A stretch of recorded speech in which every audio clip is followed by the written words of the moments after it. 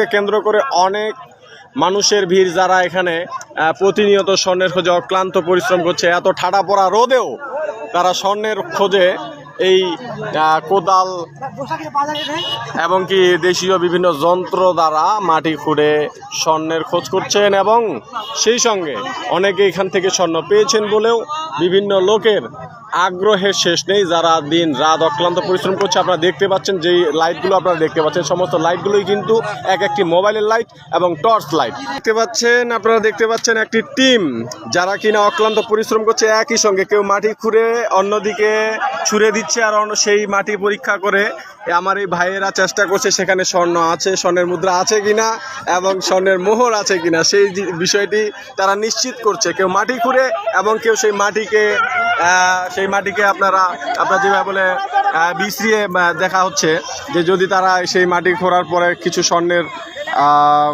মুদ্রা এবং স্বর্ণের বার এগুলো যদি পেয়ে যায়, তার অক্লান্ত পরিশ্রম চালিয়ে যাচ্ছে তারা।